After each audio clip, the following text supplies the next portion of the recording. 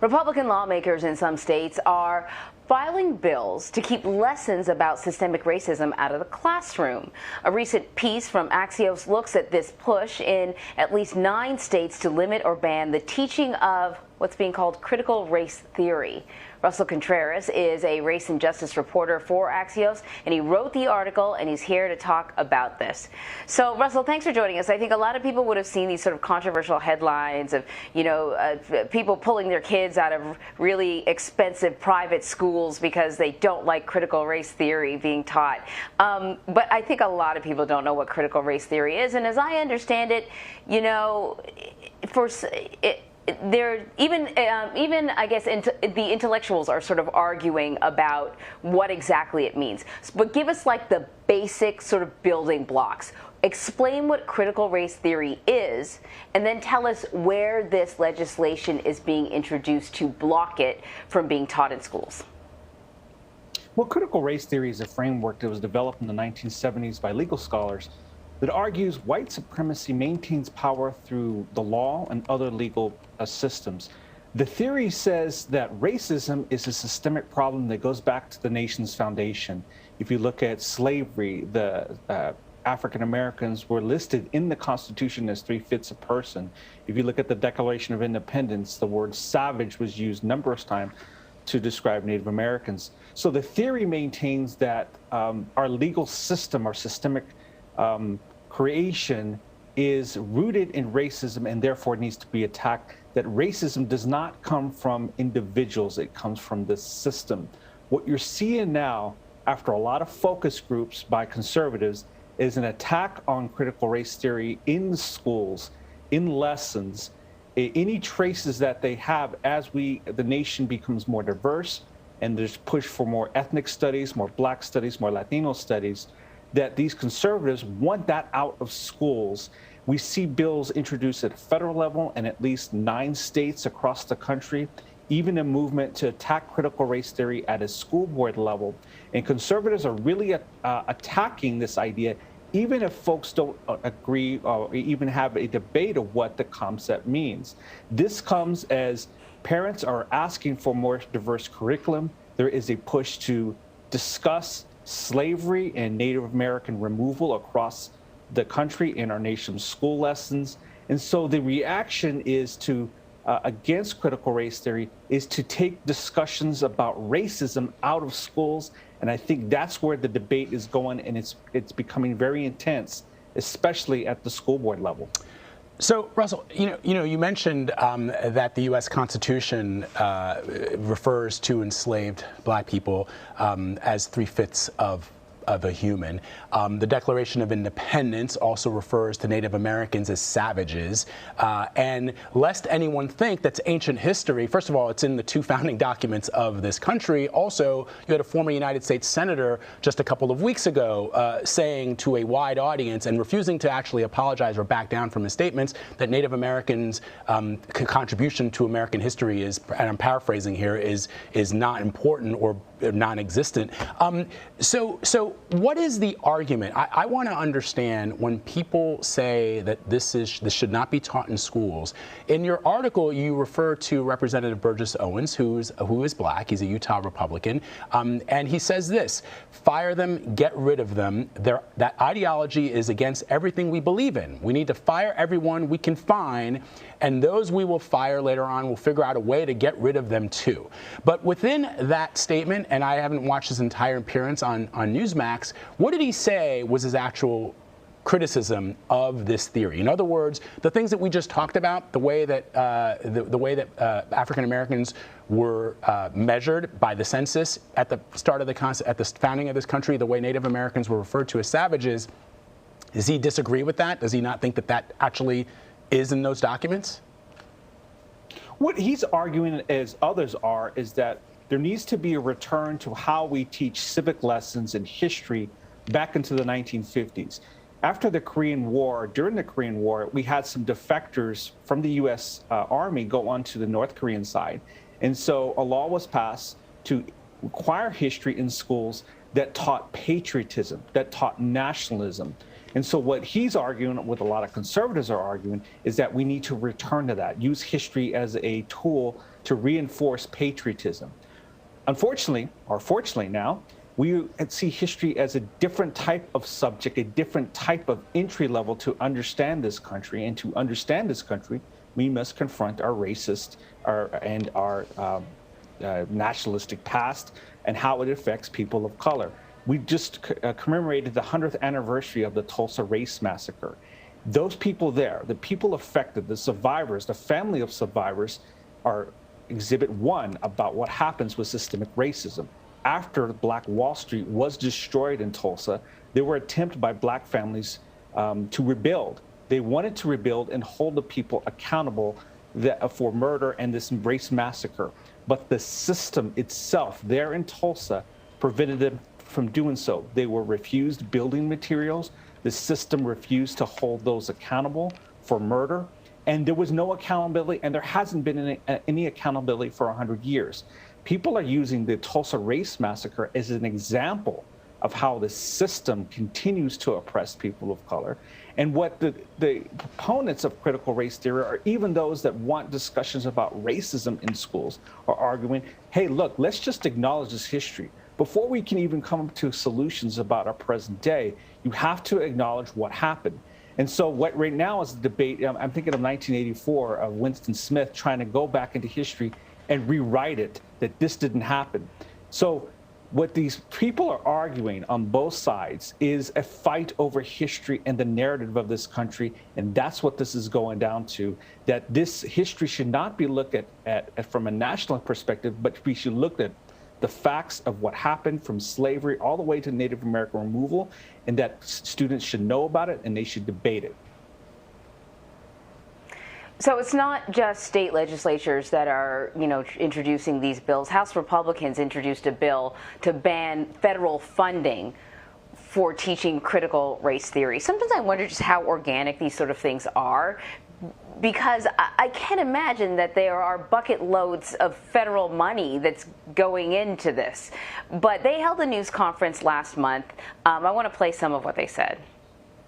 Critical race theory is a divisive ideology that threatens to poison the American psyche. All who love freedom and revere the foundational principles of our constitutional republic have a duty to inform themselves of the origins and thought underlying this dangerous ideology and to oppose it openly and robustly. So here's this thing about critical race theory, right? This sort of academic study, this other way of looking at history. Like I mentioned, academics argue back and forth about what goes into that definition and what doesn't.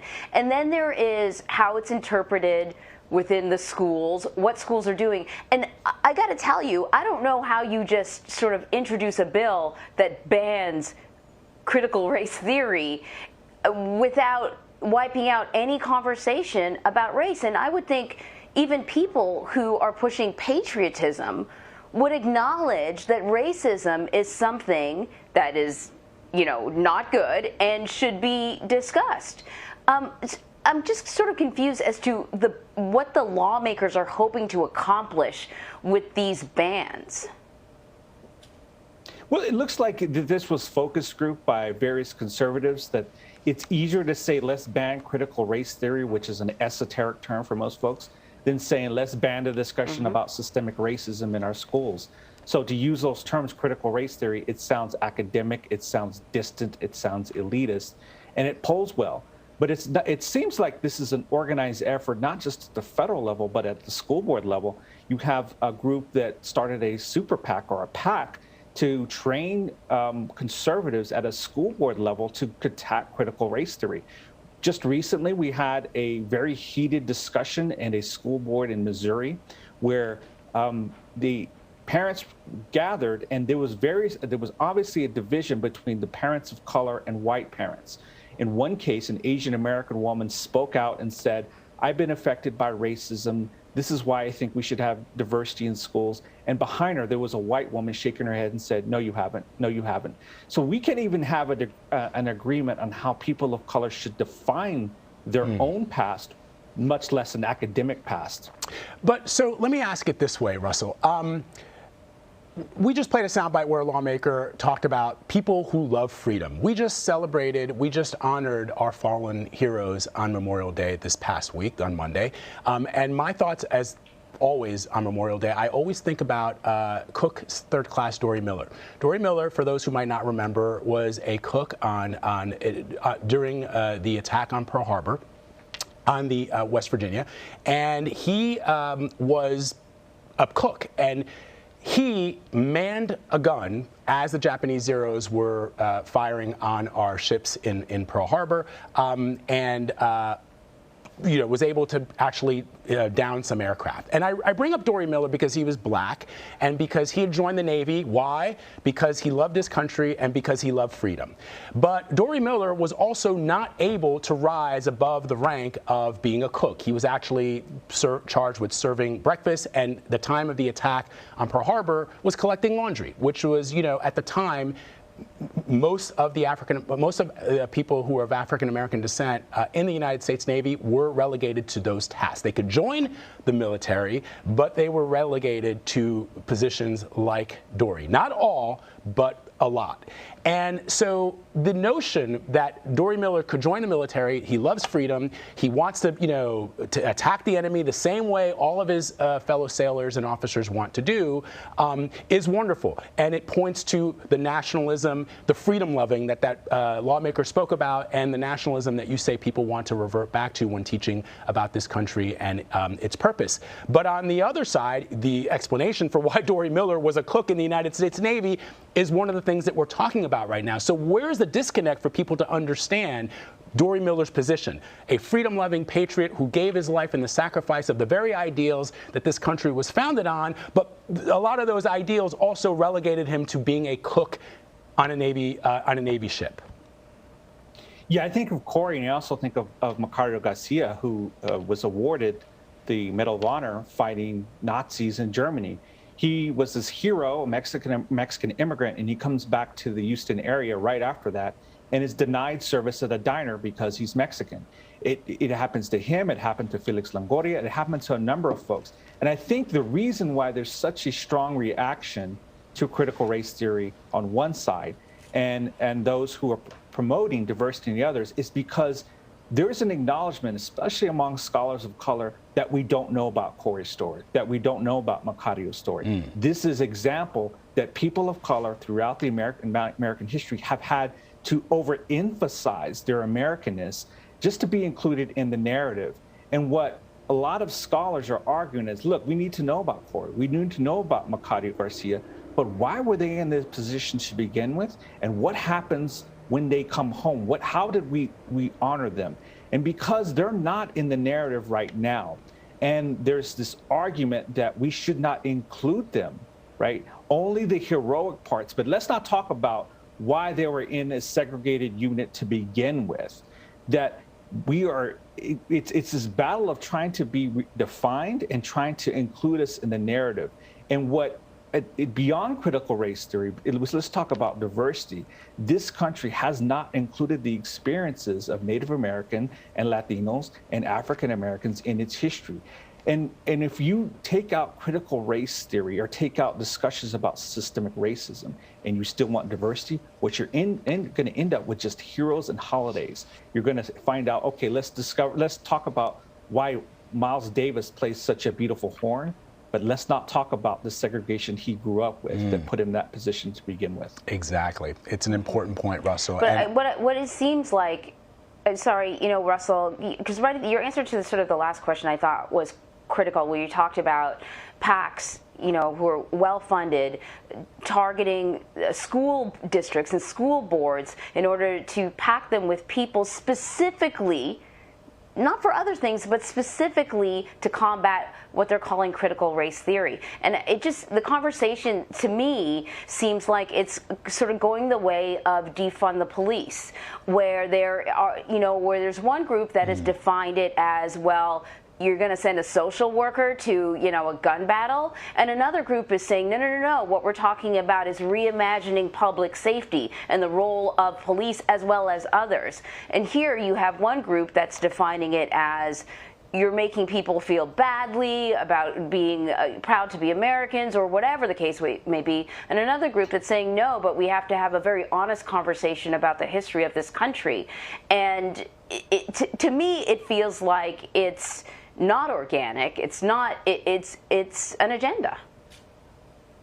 You know, definitely appears that way to some scholars and some advocates, and it also, unfortunately, taints our political discourse because it's not about engaging your fellow citizen. It's about overwhelming them. I'm going to overwhelm them with my side in a particular body, whether that's a school board or a legislature. And this is what Robert Kennedy said what the problem is. If every election is about me overwhelming my side against yours, you're not having the discussion about democracy. You're not listening to your fellow citizen who's saying, look, I'm a product of race. I am a victim of racism. I have a story to tell, and I want us all to engage in that. I'm not trying to make you feel guilty, but I'm trying to have an honest conversation. And the other side is saying, no, that's not a conversation I want to have. Let's go back to the 1950s, where history is about nationalism and just promoting the good things about the United States and downplaying the bad things like Tulsa or Point Reyes, Texas. It's such an important article that you wrote, Russell. Thank you for sharing it with us. I will point out that the USS Doris Miller is set to be commissioned in a few years, in 2025. It will be a Gerald Ford class aircraft carrier named after an American hero and patriot, Dory Miller. But it doesn't change the history, which is what we're talking about. Dory Miller, during his life and his times, was relegated to second-class citizenship because of the color of his skin. You can laud and applaud the United States and our efforts to honor Dory Miller's sacrifice to his country because he loved freedom by naming a ship after him, which is the highest honor you can have in the United States Navy. But you can also have a conversation and a discussion and an explanation around as an educational process about his circumstances. Russell Contreras, thank you so much for spending some time with us. This was a really interesting conversation. I learned a lot. Appreciate it. My pleasure.